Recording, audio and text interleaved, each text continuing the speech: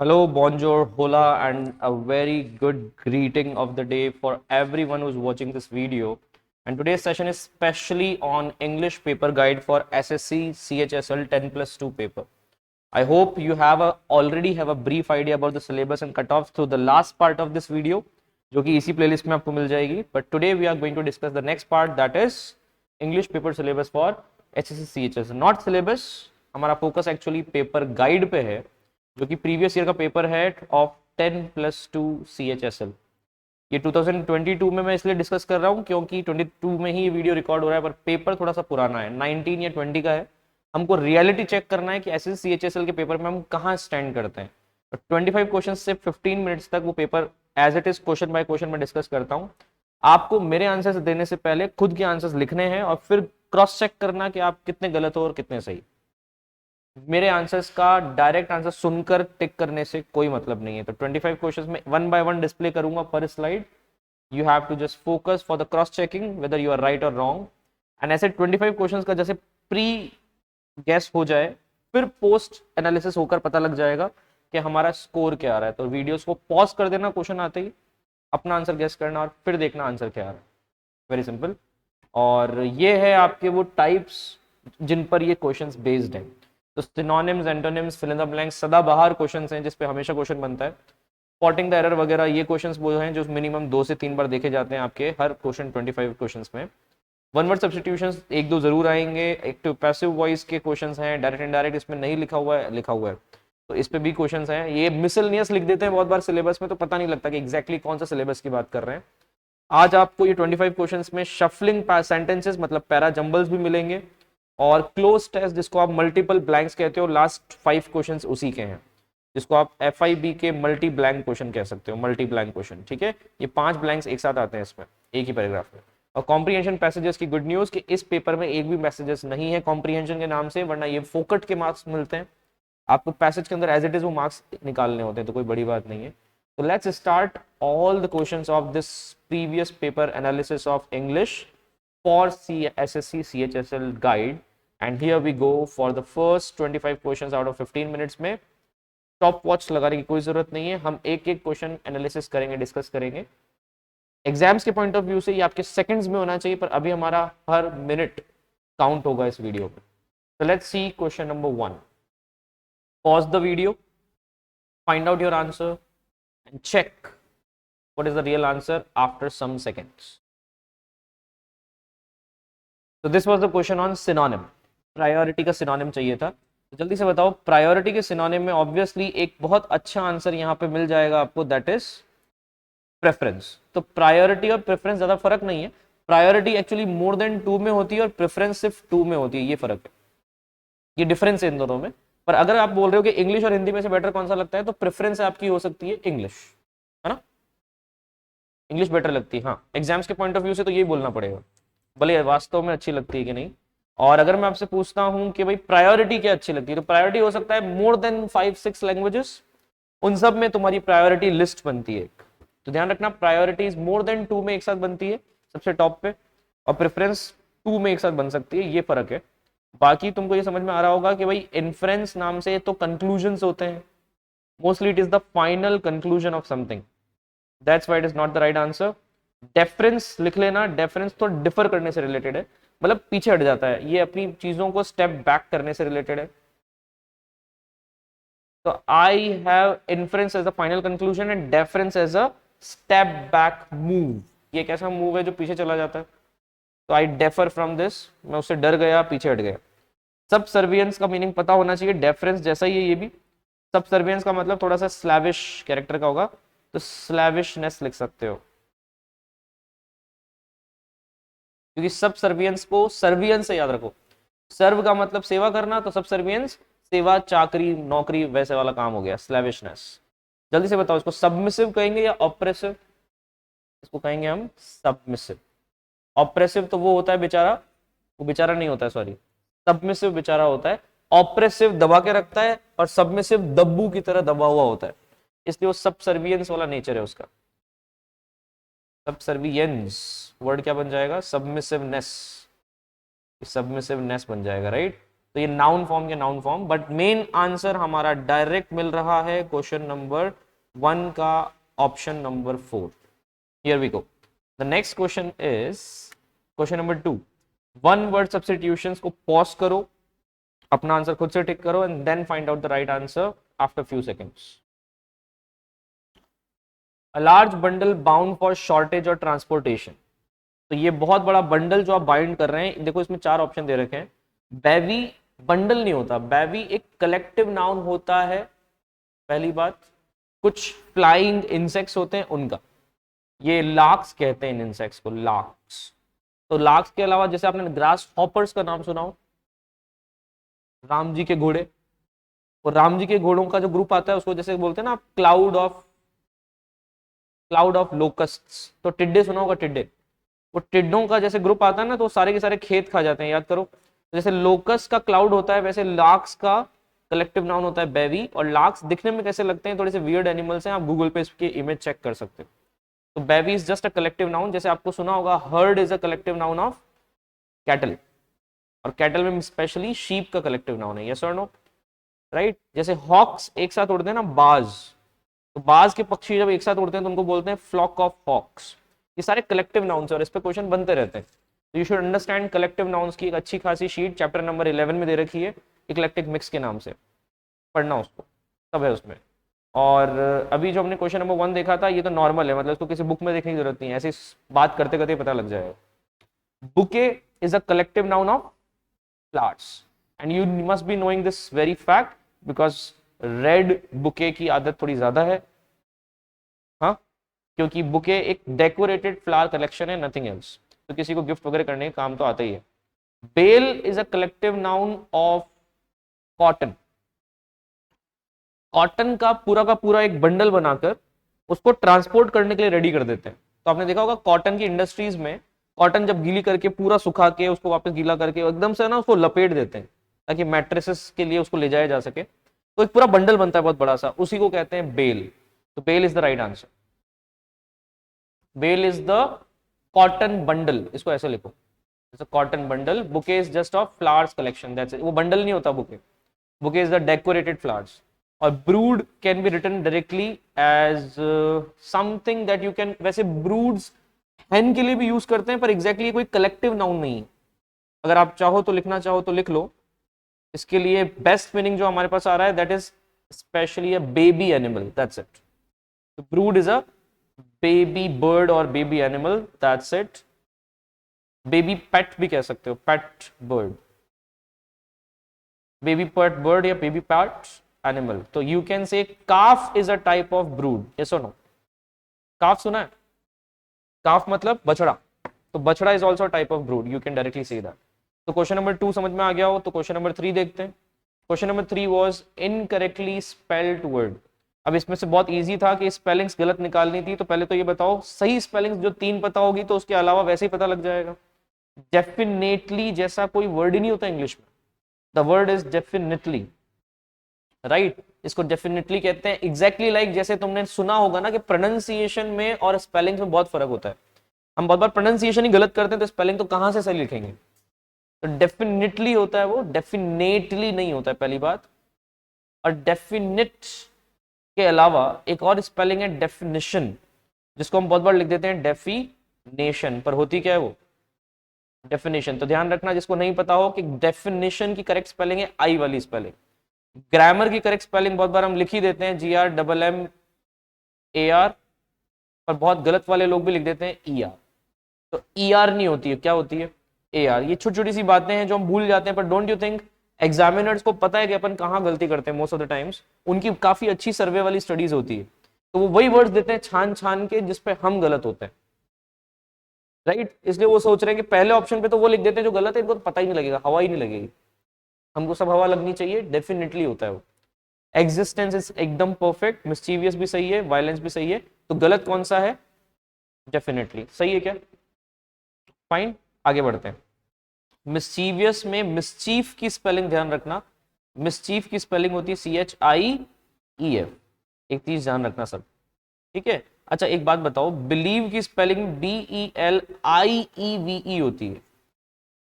ये बहुत सारे बच्चे EI लिख देते हैं, वीडियो की स्पेलिंग होती है VIDEO, बहुत सारे बच्चे VEDIO कर देते हैं। तो ये छोटी छोटी सी मिस्टेक्स हैं जो आपको ध्यान रखनी है, गलती से भी ऐसी गलती मत करना, क्योंकि एग्जाम्स के लिए नहीं, ये लाइफ लॉन्ग इंप्रेशन की बातें हैं। तुमने एक छोटे से ईमेल में वीडियो बोल दिया कि please send me the video में VEDIO, हो गया काम। अब तुमको वीडियो नहीं मिलेगा, GIF मिलेगा, और वो भी चांटे वाला। यस और no? Question number 4, she was greatly dash the nightmare she had. She was greatly, अब देखो ध्यान रखना, इसमें बहुत अच्छे अच्छे ऑप्शन हैं, ये क्वेश्चन टफ था आपके लिए और होना भी चाहिए। शी वॉज ग्रेटली फियर्ड गलत तो नहीं है, अच्छा है। तो डर गई थी बाय द नाइटमेयर, बिल्कुल, नाइटमेयर से लोग डर जाते हैं। नाइटमेयर का मतलब, हाँ, इट्स अ बुरा सपना, इट्स अ बैड ड्रीम। पर ध्यान रखना, कभी भी क्वेश्चन आ जाए ना I saw a bad dream, तो उसका रिकमेंडेशन वाला एरर है। रिकमेंडेशन है कि बैड ड्रीम की जगह वन वर्ड बोलो, क्या है? नाइटमेयर। ठीक है, चलो। जैसे बैड विल जैसा कुछ नहीं होता, इंग्लिश में इसको बोलते हैं इल विल, क्योंकि सुनने में अच्छा लगता है। द सेम वे, अब ये सुनने में अच्छा नहीं लगता, ये वर्ड रिप्लेसमेंट में अच्छा लगता है कि बैड ड्रीम गलत है तो नाइटमेयर सही है, बैड विल गलत है तो इल विल सही है। एरर्स में आ जाते हैं क्वेश्चंस। तो मुझे तो ये बताओ, शी वॉज ग्रेटली फियर्ड इतना गलत तो नहीं था, क्योंकि नाइटमेयर से डर लग सकता है। नेगेटिव वर्ड ही चाहिए ना यहाँ पे, तो नेगेटिव वर्ड में फिट करो, कौन कौन से फिट हो रहे हैं नेगेटिव। पर्टर्ब भी अच्छा आंसर है, बिकॉज पर्टर्ब का मतलब भी डिसऑर्डर में तुम, है ना, बहुत ज्यादा एंग्री में चले जाते हो, एंगर आ जाता है, एक बार ये लिख लो। पर्टर्ब मतलब तुम डिस्टर्ब्ड हो, क्या हो? डिस्टर्ब्ड। अब डिस्टर्ब किस सेंस में हो? मोस्टली अलर्ट हो जाते हो, अलर्टेड भी लिख सकते हो आप। तो perturbed is alerted। Now simply, dreaded का मतलब, dreaded का मतलब feared ही है, पर मोस्टली जब आप किसी चीज से डर जाते हो, frightened के सेंस, मतलब किसी ने डराया हो और फिर डर गए, तो उसको क्या बोलते हैं? dreaded। तो frightened भी लिख सकते हो आप। dreaded मतलब frightened, मतलब ऐसा हॉरिफाइड हो गई वो। हॉरिफाइड का मतलब समझते हो?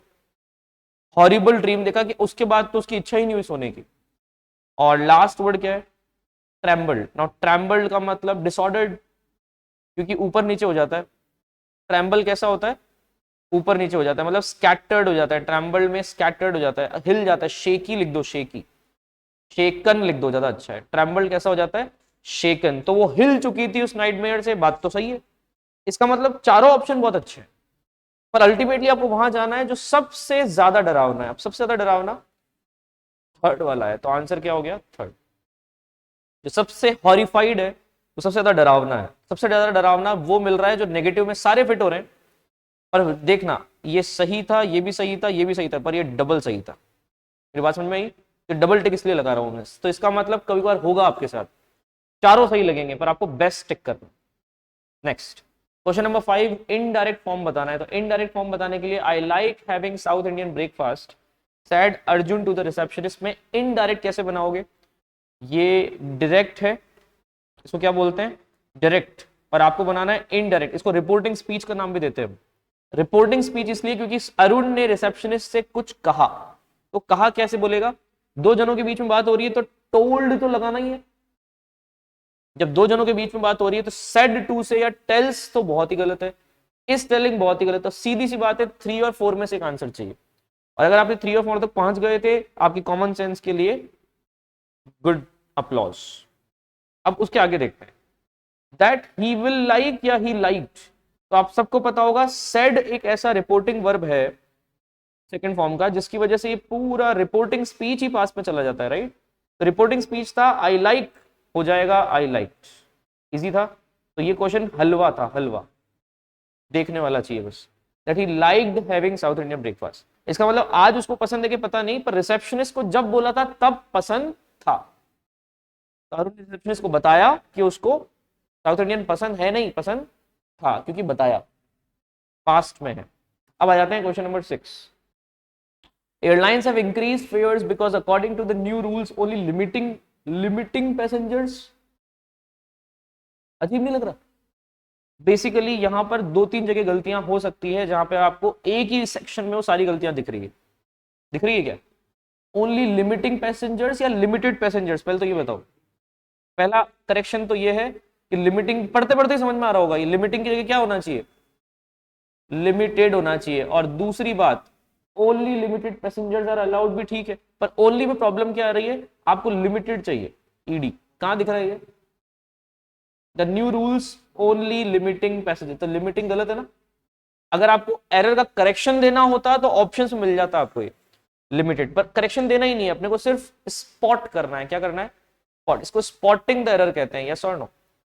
आपको सिर्फ स्पॉटिंग करनी थी, तो first option is the right answer, यही था एरर, बाकी सब एग्जैक्टली करेक्ट है, बिकॉज अकॉर्डिंग टू चलेगा, इसको हम यूज कर सकते हैं, क्योंकि बिकॉज तक रीजन स्टार्ट हो रहा है और रीजन में अकॉर्डिंग टू न्यू रूल्स लिखा हुआ है, तो ध्यान से सुनना, ये अकॉर्डिंग टू न्यू रूल्स इनको वैसे कॉमा के साथ देना चाहिए था।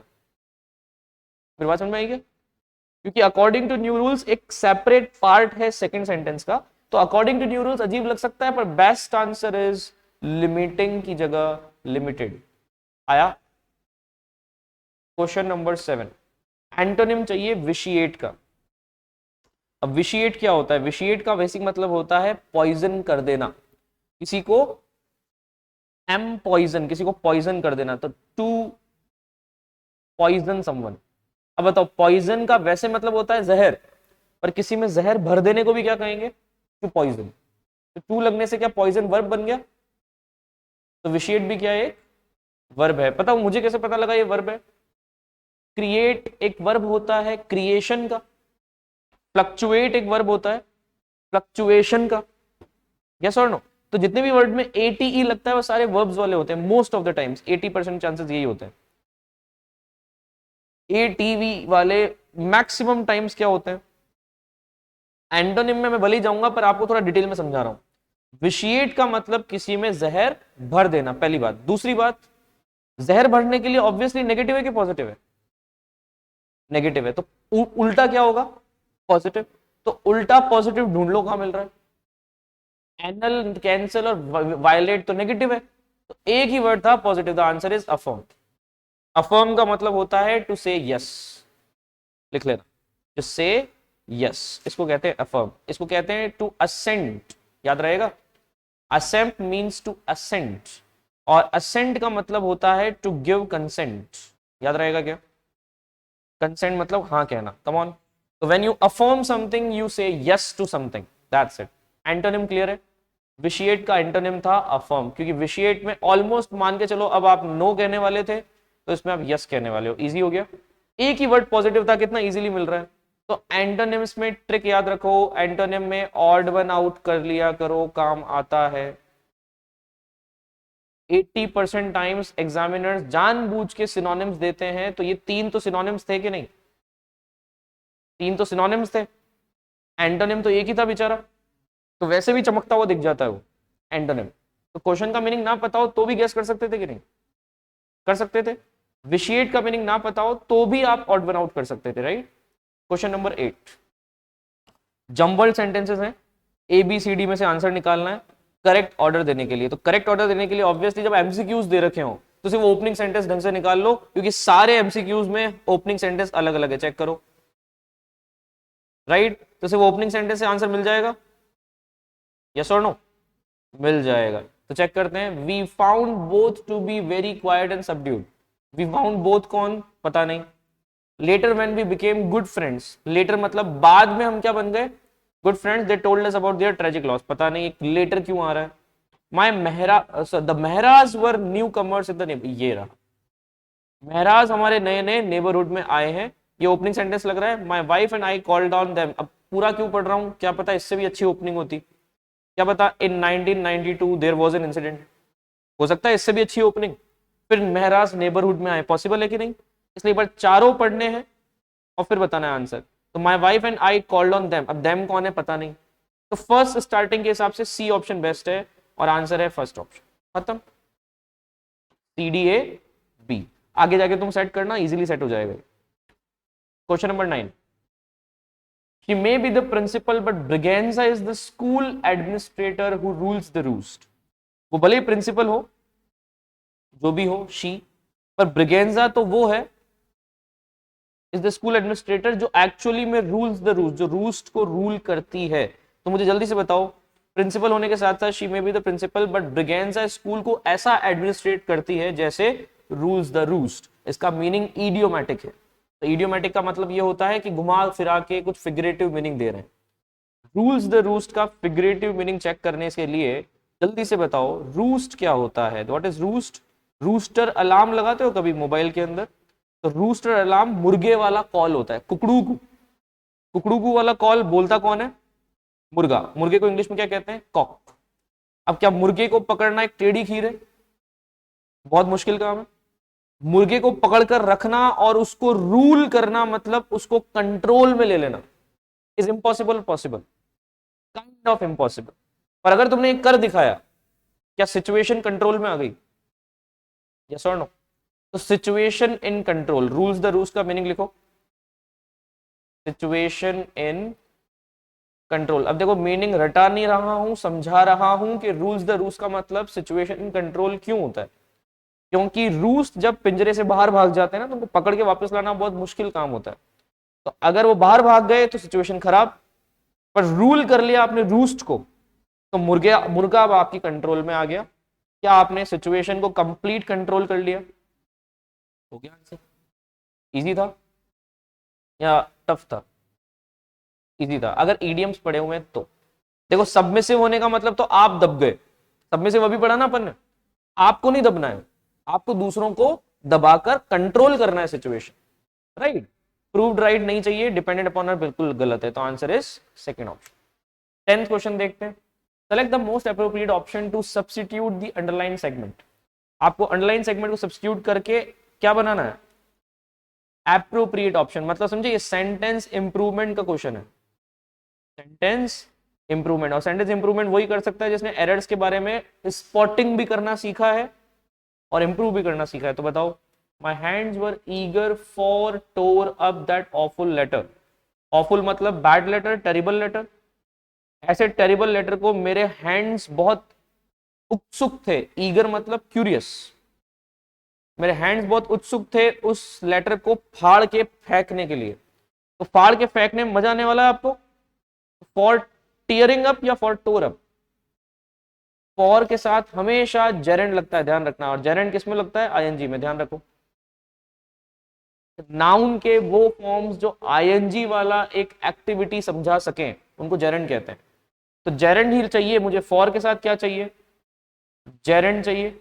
और टू के साथ क्या चाहिए? वर्ब चाहिए। तो चलो बताओ, my hands were eager to tear up. तो इन्होंने टू टीयर अप वाला ऑप्शन दिया, बिल्कुल दिया। पर अगर इन्होंने फॉर पहले से मेंशन कर रखा था तो टू टीयर अप पे जाने की जरूरत क्या है? आप फॉर से चलाओ ना। तो फॉर के साथ फियरिंग कहां गया हो? फॉर के साथ फियरिंग अपॉन लिखा हुआ है क्या? Which is obviously wrong.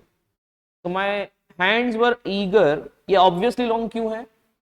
क्योंकि ये टीयरिंग अपॉन नहीं लिखा है। क्या लिखा है? Fearing upon. Fearing upon is obviously wrong. अच्छा, इन्होंने शायद प्रिंटिंग मिस्टेक तो नहीं कर दी? My dear friends, it's not fearing, है ना, ये शायद प्रिंटिंग मिस्टेक है और कुछ नहीं। इतनी बड़ी गलती नहीं कर सकते वो लोग, वो टीयरिंग से फियरिंग पे नहीं जा सकते। So sorry. तो ये टी कर दो इसको प्लीज। तो ये क्वेश्चन का एरर है, इस पे ग्रेस मार्क्स मिल जाएंगे आपको। ग्रेस मार्क्स मतलब बोनस मार्क्स, ठीक है। तो अगर आपने इस क्वेश्चन का आंसर कुछ और टिक किया है तो बेस्ट आंसर वाज ये रहा। अगर ये नहीं होता तो second choice is to tear up, first choice is this, इसको हटा देते हैं। और सेकंड चॉइस क्या है? To tear up, that's it. तो क्वेश्चन नंबर 10 में एक टेक्निकल फॉल्ट था कि उन्होंने गलती से टी की जगह एफ लिख दिया, इसलिए कंफ्यूजन होना बनता है। पर अब नहीं होगा कंफ्यूजन, वो टी की जगह एफ नहीं था, वो टी ही था। अब वापस पढ़ो इसको। My hands were eager for tearing upon that awful letter. मैं उसको फाड़ना चाहता था, टीयरिंग अपॉन, उसको फाड़ने के लिए बहुत उत्सुकता थी। तो फॉर में हमेशा आईएनजी लगाना है, ध्यान रह जाएगा। और टू में हमेशा क्या लगाना है? वर्ब का कौन सा फॉर्म? फर्स्ट फॉर्म, ठीक है। चलो एक छोटा सा क्वेश्चन बताओ। माई हैंड्स वर ईगर, छोड़ो, आई वॉज एक्साइटेड। क्वेश्चन ध्यान से सुनना। I was excited for dancing या I was excited to dancing? क्या होना चाहिए? I was excited for. तो पहले अगर फॉर से क्वेश्चन लिखा हुआ है तो डांसिंग ही चाहिए ना फर्स्ट ऑप्शन तो। लेकिन अगर क्वेश्चन लिखा होता आई वॉज एक्साइटेड टू, तो टू में कहां जाते हैं? फर्स्ट ऑप्शन में, टू डांस। आया समझ में आई बात? तो 2 में फर्स्ट ऑप्शन और 4 में जेरेंट हो गया। Question number 11, miss spelled word. हाँ हाँ, अगर 4 से स्टार्ट हो रहा है तो पहली चॉइस 4 से ही होगी, मतलब मिनिमम करेक्शन करना है। तो 4 में करेक्शन नहीं था, करेक्शन किस में था? टोर अप में था। तो टोर अप में हम करेक्शन करके टीयरिंग अप कर दिया, हम टीयरिंग अपॉन भी करा तो कोई बड़ी प्रॉब्लम नहीं है। तो बेस्ट थिंग, मिस स्पेल्ड का आंसर बहुत अच्छा दिख रहा है इसमें। एक्सीड की स्पेलिंग क्या होती है? तो जिन लोगों को लग रहा है एक्सीड की स्पेलिंग गलत है, ये एकदम सही स्पेलिंग।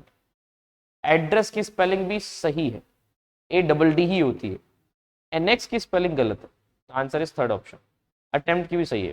तो एनेक्सचर नाम सुना है कभी? जो डॉक्यूमेंट्स अपन अटैच करते हैं, एनेक्स करते हैं, कभी बार उसको स्टैंप लगाते हैं, वही तो होता है एनेक्स, अटैच। तो ANNEX। आपने ऑफिशियल डॉक्यूमेंट्स का नाम सुना होगा, जब उसमें वो एनेक्शर नंबर 1, एनेक्शर नंबर 2 बोलते हैं। तो एनेक्शर तो डॉक्यूमेंट का नेमिंग है, पर एनेक्स उसको लगाना, उस डॉक्यूमेंट को साथ में चिपकाना, उसकी डिटेल देना, राइट। क्वेश्चन नंबर 11 का आंसर में सिर्फ स्पेलिंग चेक करना, ANNEX सही था। Question number 12, improve the underline segment. Underline segment को स्टार्ट करने के लिए पहले पॉज कर लो, खुद का आंसर टिक करो, फिर बात करते हैं। बहुत इजी क्वेश्चन था। Make a list of most of the things you would like to do once this lockdown is over. तो most of the things that you would like to do में boss best answer क्या होना चाहिए? All of the things, क्योंकि सारी things को convert नहीं करना है। अगर ईच होता तो थिंग होता कि नहीं होता?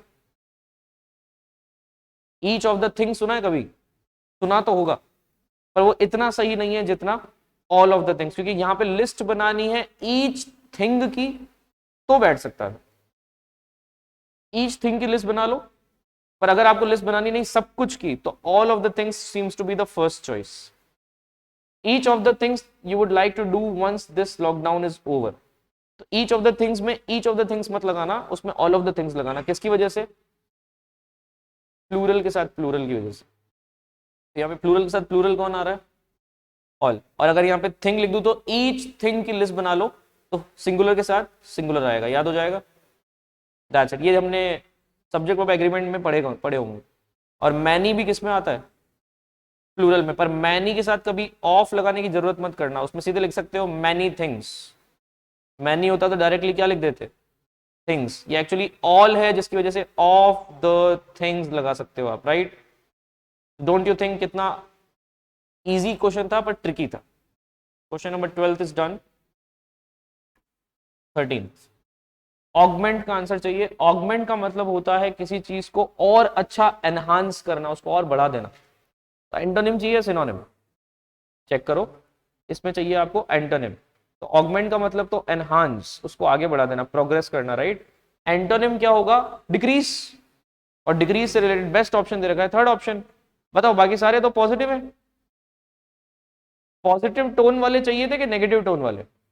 इतना पता होना चाहिए ऑगमेंट खुद पॉजिटिव टोन का है। तो 3 तो सिनोनिम में दिख रहे हैं, वापस चेक करो। सिनोनिम सिनोनिम सिनोनिम, तो एक ही तो है एंटोनिम, नेगेटिव वाला। क्या ये बिना क्वेश्चन का मीनिंग जाने भी किया जा सकता था? किया, और किया तो बहुत बढ़िया। 14th question, precision. प्रिसीजन का वैसे मतलब होता है एक्यूरेसी, और मिल भी रहा है एक्यूरेसी, पर और कोई वर्ड है क्या? Neglect, estimation, vagueness. वेगनेस का मतलब लिख लो एम्बिग्विटी। और अगर आपका दिल कहता है कि सर एम्बिग्विटी का मीनिंग बता दो, तो वो भी लिख लो अनक्लियरनेस।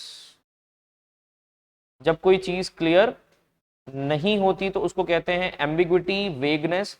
याद रखो, आजकल का फैशन जो है वो बड़ा वेग है, तो वोग इज वेग टुडे, याद आ जाएगा।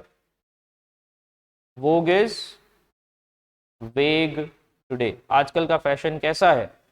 बड़ा अनक्लियर फैशन है, याद हो जाएगा। तो वोग मतलब फैशन, और वेग मतलब अनक्लियर, याद हो जाएगा।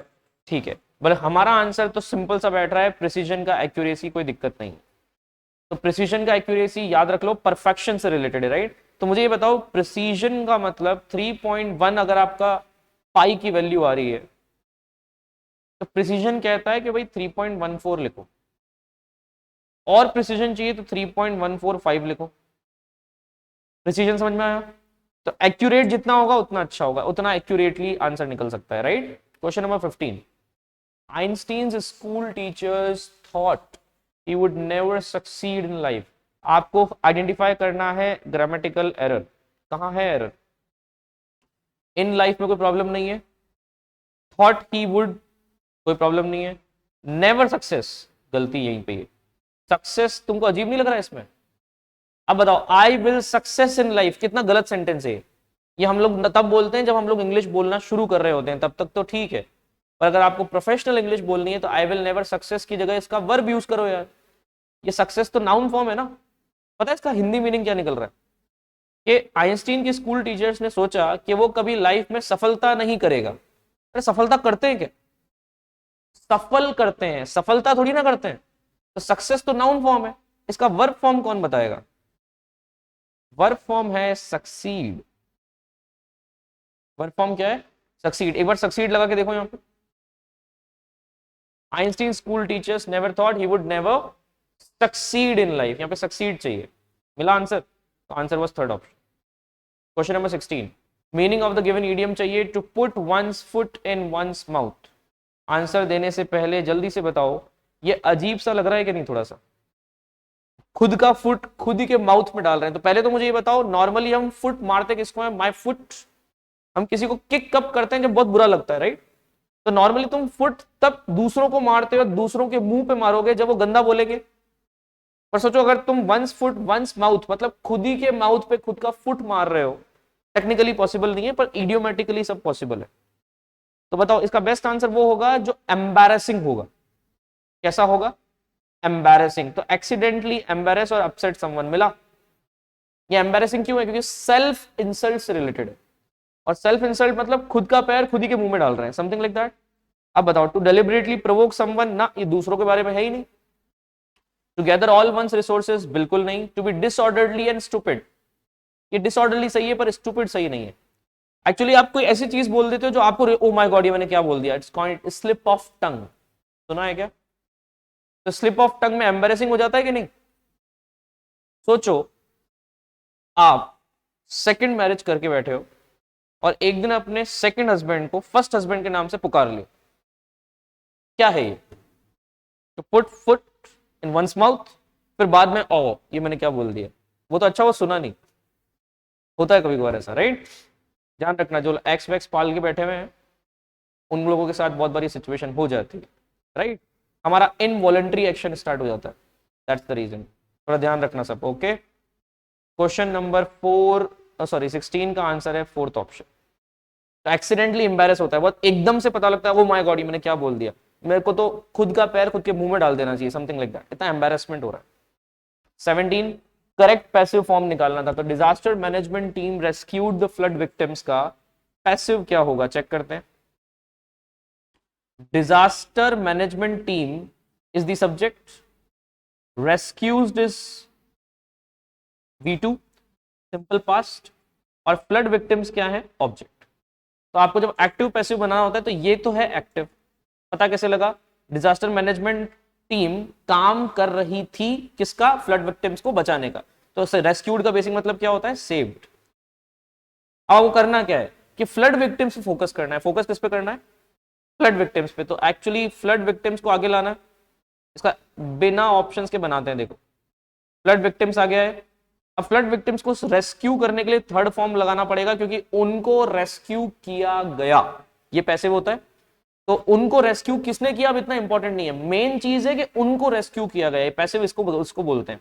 तो ऑब्जेक्ट आगे आएगा, वर्ब बीच में रहेगा और सब्जेक्ट पीछे चला जाएगा। तो चेक करो, रेस्क्यूड का थर्ड फॉर्म भी क्या होता है? रेस्क्यूड, पर वर्ब फॉर्म के साथ इस बार V3 में बी फॉर्म लगती है। कौन सी फॉर्म? Be form. पैसिव में हमेशा बी प्लस V3 चलेगा, ध्यान रखना। तो इसका आंसर होगा flood victims were rescued. Was और वरी लगता है सिंपल पास्ट में। एक्चुअली हमने जितने टेंसेस पढ़े हैं वो एक्टिव टेंसेस हैं।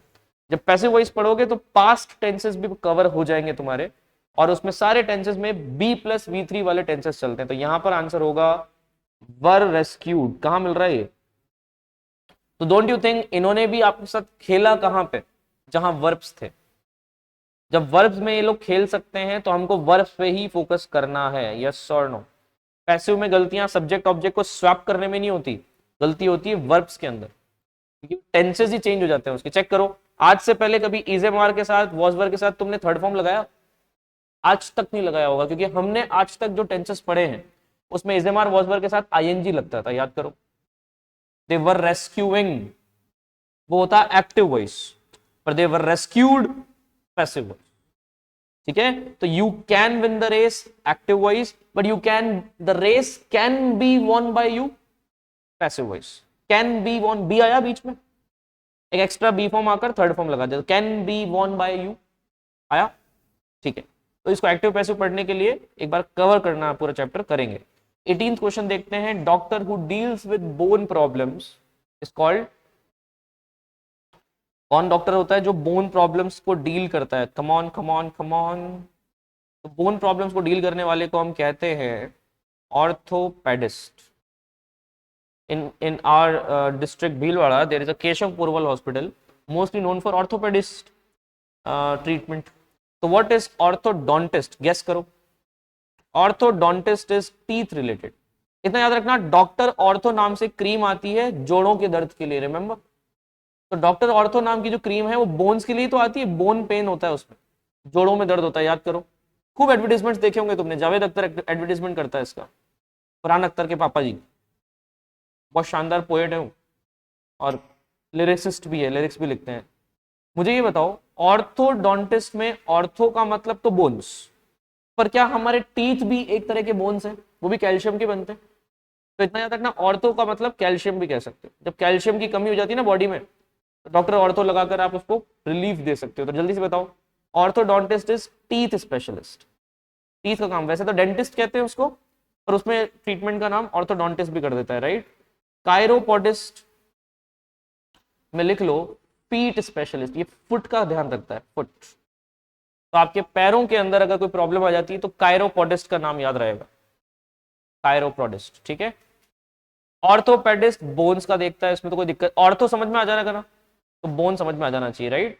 इसमें हमने किसको देखा था? ऑर्थो के साथ डोंटिस्ट को, इसलिए हम चले गए टीथ पे, पर ये तो ऑर्थोपेडिस्ट है। तो पीडियाट्रिशियन मोस्टली बच्चों के होते, और ऑर्थोपेडिस्ट बच्चों का इलाज नहीं कर रहा है, किसका इलाज कर रहा है? बोन्स का। तो पीईई पे फोकस मत करना, फोकस करना ऑर्थो पे। और डर्मेटोलॉजिस्ट रटा रखा है आप सबको क्लास के अंदर, अगर आप हमारी क्लास में बैठते थे, कि डर्मेटोलॉजिस्ट, डर्मीकूल, सब के सब स्किन से रिलेटेड है। डर्मीकूल इज स्किन कूल, याद रख लो। डर्मीकूल मींस स्किन कूल, तो वो स्किन को ही तो घमौरियों को मिटाने के लिए बनाते हैं, very simple. Dermatologist skin cool. 19th question, Shekhar Gupta is one of the dash journalist of India. तो Shekhar Gupta is one of the, book का क्वेश्चन है, Shekhar Gupta one of the क्या, कौन सा जर्नलिस्ट है वो इंडिया का? भाई बहुत अच्छा क्वेश्चन है, सीवी रमन वाला एक बुक में क्वेश्चन है हमारे चैप्टर नंबर 1 में, देखना। तो वो कहता है कि भाई वो one of the famous scientist है इंडिया के। तो फेमस टाइप कोई वर्ड चाहिए ना यहाँ पे, तो बैठ जाएगा। अब मुझे बताओ इमिनेंट क्या होता है? इमिनेंट मतलब ऐसे याद रखो कि इमिनेंट मतलब कुछ अंदर तो आएगा, क्योंकि एमी और एपी बाहर जाते हैं। इनफैक्ट एक्स, एमी और एपी आउट होते हैं, और इमी और इन अंदर आते हैं, याद रहेगा। और इम भी होता है, आई एम, ये सब अंदर आते हैं। जल्दी से बताओ, इमिनेंट और इमिग्रेंट दोनों अंदर आते हैं। इमिग्रेंट तो परमिशन लेकर अंदर आता है, ग्रांट परमिशन होती है ना। तो इमिग्रेंट मतलब रेफ्यूजी जो अंदर आता है दूसरी कंट्रीज से। इमिनेंट वो होता है जो कमिंग सून होता है, बस सून मतलब बस होने ही वाला है। तो ये टाइम में कोई ऐसा इवेंट जो बस होने ही वाला है, सून। एक्सपोनेंट मल्टीप्लाई कर देता है उसको, याद आया एक्सपोनेंट? 2 की पावर 3 में 3 क्या है? एक्सपोनेंट। एक्सपोनेंट का मीनिंग क्लियर हुआ? जो किसी के बाहर मल्टीप्लाई करने के काम आ सकता है। तो बताओ 2 की पावर 3 का मतलब 8 होता है कि नहीं? तो 2 + 2 + 2 करोगे, इससे अच्छा उसको एक्सपोनेंट कर दो, 2 × 2 × 2, यस और नो? एक्सपोनेंट पावर कहते हो आप, पावर, पर उसका सही नाम क्या है? एक्सपोनेंट। क्या ये भी चीजों को मल्टीप्लाई कर देता है? यस और नो? पर बाहर करता है कि अंदर? बाहर की साइड, और बाहर ले जाता है उसको। तो ऐसे याद रखना, एक्स में फिर से कुछ बाहर वाला फीलिंग आ रहा है, राइट। ये उसको मल्टीफोल्ड कर देता है, लिख लेना, मल्टीफोल्ड। एमिनेंट क्या होता है? Eminent is very very famous, बहुत ज्यादा फेमस होता है, क्योंकि घर के बाहर जाने पे फेमस होंगे कि घर के अंदर? घर के बाहर। तो एमिनेंट एमिग्रेंट की तरह बाहर तो जाता है, पर बाहर जाने के बाद फेमस भी हो जाता है। क्या तो जाएगा? तो एमिग्रेंट जो इंडिया से ऑस्ट्रेलिया गया, जो ऑस्ट्रेलिया से इंडिया आया, उसका नाम इमिग्रेंट। तो immigrant is about to come, imminent. Immigrant imminent है, आने वाला है। तो जब एमिग्रेंट जो बाहर गया है वो फेमस हो जाता है इंडिया में आके वापस, क्योंकि वो एनआरआई बन जाता है, याद करो।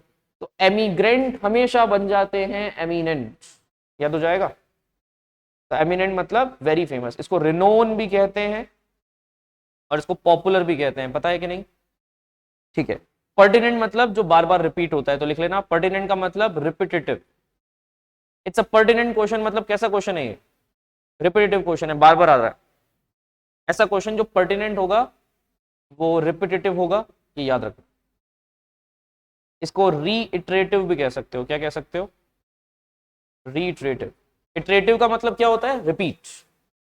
तो रीइटरेटिव और पर्टिनेंट क्वेश्चंस इंपॉर्टेंट होते हैं या लेस इंपॉर्टेंट? इंपॉर्टेंट। तो प्रोमिनेंट भी इंपॉर्टेंट है, पर्टिनेंट क्योंकि बार बार आ रहा है तो भी इंपॉर्टेंट है, रिपीटेटिव और रीइटरेटिव तो रिपीट होते ही हैं तो इंपॉर्टेंट है। आ गया समझ? Question number 19 is done.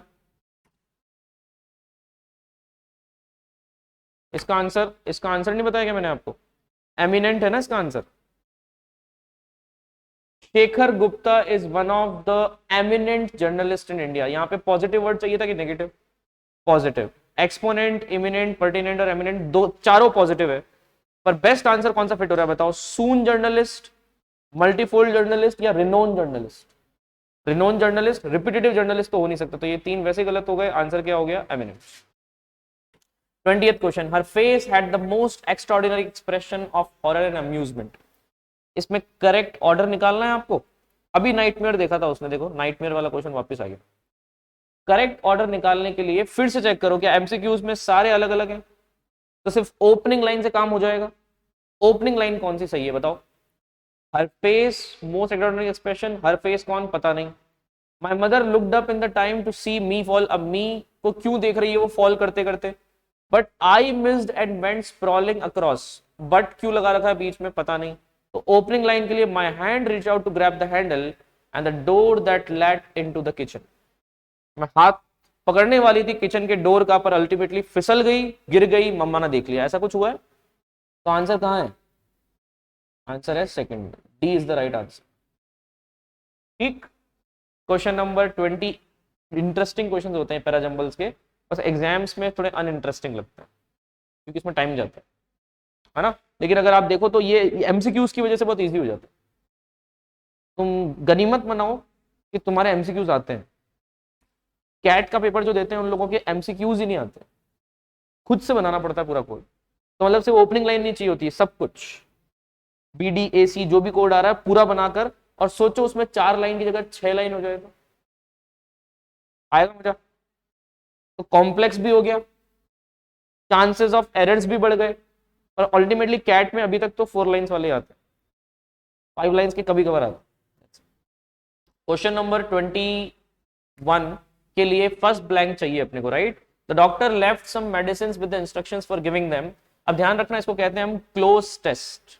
तो लास्ट क्वेश्चन किस पे है आपका? क्लोज टेस्ट पे है। ये 5 क्वेश्चन का सेट है। एक क्लोज टेस्ट का मतलब, इसको ZE लिखने लग गए आजकल, पर पहले इसको CLOSE लिखते थे। तो क्लोज क्लोज ब्लैंक्स होंगे सारे एक साथ, आपको फिल करने होंगे। कुछ याद करो। एडिटिंग ऑमिशंस किया है 11th 12th में? एडिटिंग ऑमिशंस ग्रामर के कुछ क्वेश्चंस आया करते थे, एक पैराग्राफ देते थे तो बीच में स्लैश दे देते थे कि उसमें फिल करना होता था, राइट? तो ऑमिशंस मतलब तो ब्लैंक्स है, और एडिटिंग का मतलब उसको चेंज करना होता है। वो अंडरलाइन कर देते इसको क्या चेंज करेंगे, राइट? तो एडिट मतलब कस्टमाइज करेंगे, लेकिन फिल इन दी ब्लैंक्स वाले जो होते थे उसको बोलते थे अपन ऑमिशंस। तो ये सारे क्लोज टेस्ट एक तरह के ऑमिशंस हैं, यस और नो। अब देखते हैं फर्स्ट क्वेश्चन क्या था। Doctor left some medicine with instructions for giving them. बिल्कुल सही बात है, डॉक्टर ने वहां पे मेडिसिन रख दी इंस्ट्रक्शंस के साथ। One was to dash down the fever and another to overcome an additional condition.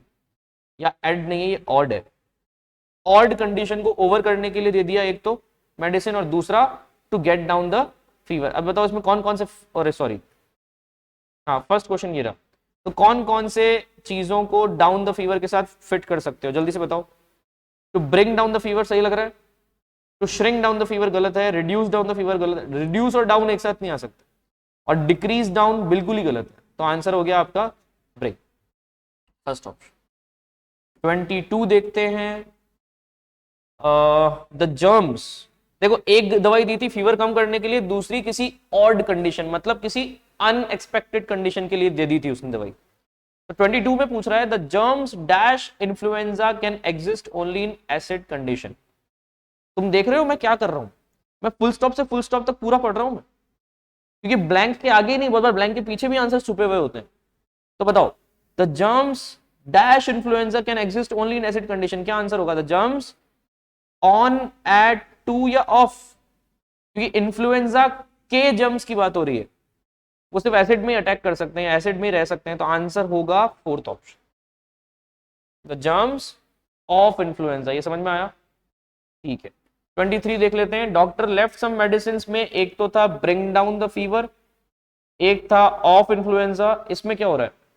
He explained, he said there was dash to worry if the fever did not go above 103 degree Celsius. तो 103 degree Celsius से अगर ऊपर degree से ऊपर नहीं गया, did not go, तो चिंता की बात है या नहीं है?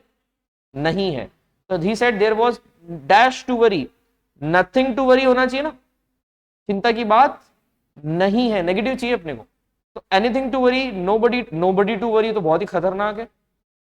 जब कोई है ही नहीं चिंता करने वाला तो फिर क्या करोगे आप? तो नोबडी नहीं चाहिए, everything to worry, not at all, the answer is nothing to worry. सही था। 24 देखते हैं, this was and dash of flu and there was no danger in if pneumonia could be dash. तो पहले अपन को बताना पड़ेगा देर वॉज एन में, क्या एन लगने से आंसर कुछ कुछ समझ में आ रहा है कि यहाँ पे वॉवल वाला चाहिए? बस सारे वॉवल्स है, ये भी तुमसे एक कदम आगे। तुम सोच रहे थे एन देखते ही वॉवल वाला टिक कर देंगे, सारे वॉवल वाले। अब क्या करोगे, इनके मीनिंग्स देखो आप, तो यहाँ वोकैबुलरी काम आएगी। देखो आपको देखा अभी ओएफ वगैरह में अपन ग्रामर काम आई थी, प्रेपोजिशन पढ़ेंगे ना ग्रामर में आएगा वो, और इसमें क्या काम आएगा? वोकैबुलरी। तो क्लोज टेस्ट और फिल द ब्लैंक्स में दोनों काम आते हैं, वोकैबुलरी पे भी क्वेश्चन होते हैं और ग्रामर पे भी। और don't you think overall reading पे भी क्वेश्चन है?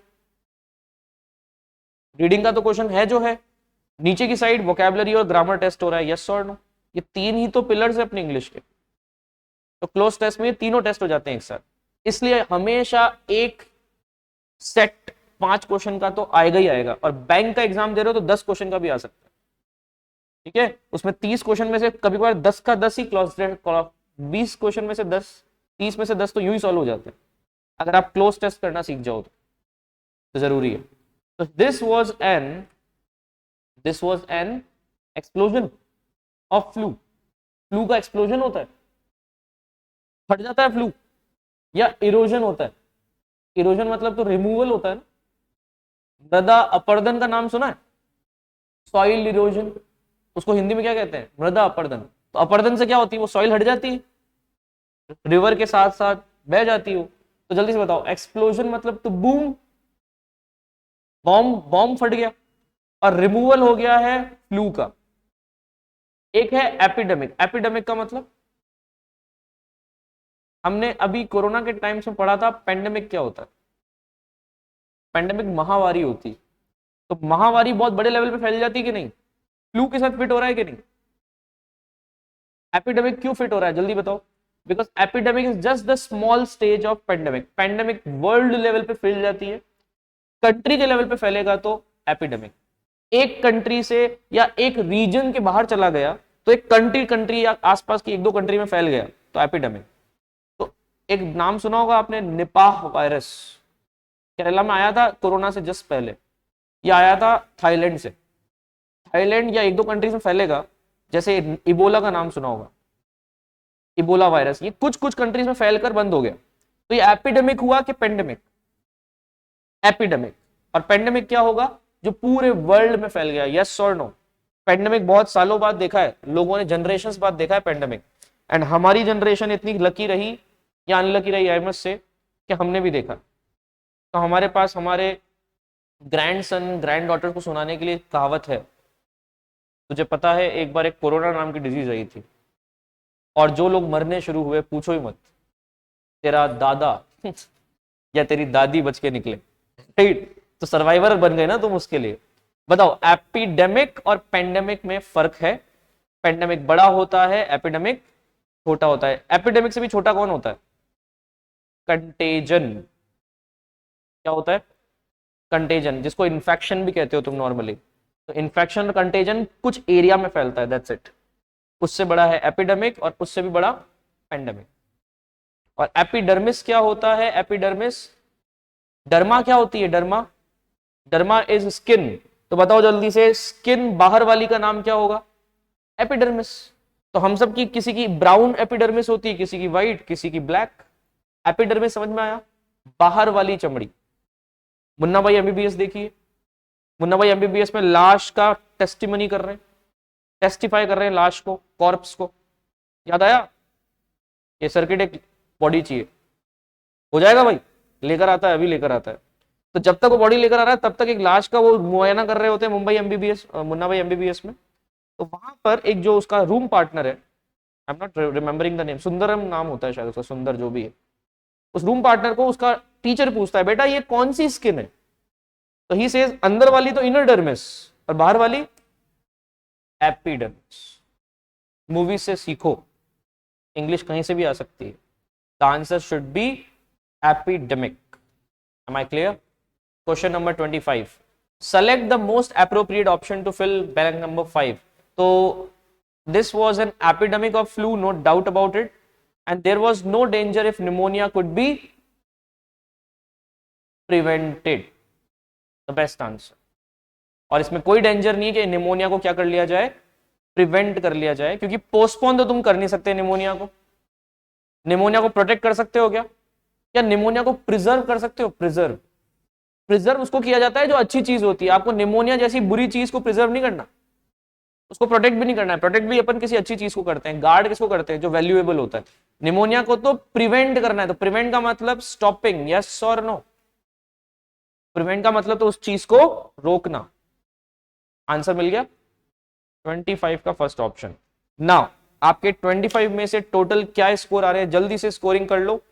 राइट रॉन्ग, राइट रॉन्ग आप लोग लगा लिया होगा आई थिंक, हर क्वेश्चन से पहले पॉज लेकर। और अब मुझे बताओ 25 में से मार्क्स कितने आ रहे हैं? इसमें नेगेटिव मार्किंग काउंट मत करना, सिर्फ पॉजिटिव मार्किंग बता दो, बहुत है। तो हमारे यहाँ पर है कुछ व्यूअर्स ऑनलाइन जो अपना स्कोर चैट बॉक्स में लिखने वाले हैं, बहुत जल्दी देखते हैं उनके क्या स्कोर्स आ रहे हैं। आप बताइए क्या स्कोर आ रहे हैं? 16, 15, 21, सॉरी 21। हाँ तो फिर तो 10 ही सही हुआ है, ठीक है। 15, 16, 21 जो एस्टिमेशन भी था, राइट? आपके एस्टिमेशन ज्यादा अच्छे सही हो गए, मतलब पेपर इजी था इन दैट सेंस।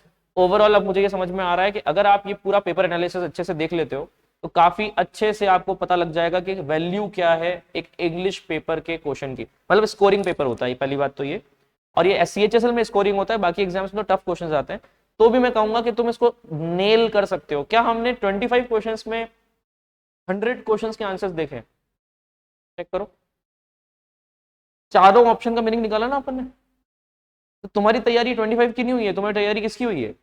100 की। एक एक पेपर को इस तरीके से एनालाइज करना सीखो कि अपना वीक पॉइंट तो पकड़ में आए जो आए, और प्लस बचे हुए 3 गलत क्यों थे वो भी देखना है, राइट? तब एनालिसिस कंप्लीट होता है। एनालिसिस ऐसे नहीं होता कि आंसर की से कितने स्कोर बना ना, कंप्लीट स्कोर एनालिसिस के बाद होता है कि तुमको कितना समझ में आया, दैट्स इट। क्या ये 25 क्वेश्चंस अगर वापस आते हैं तो तुम कर लोगे?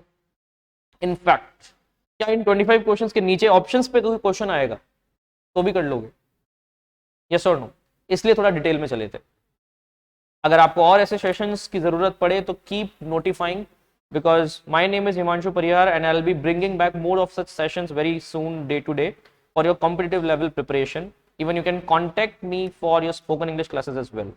So these are some results that are already selected from the banking selections in our institute, and Sheetal is the live example of them.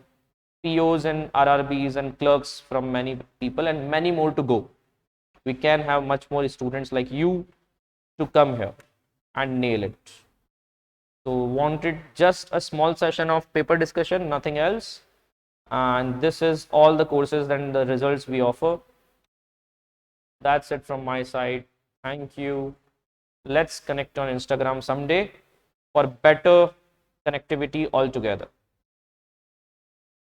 That's it from my side. Take care. Bye bye. See you.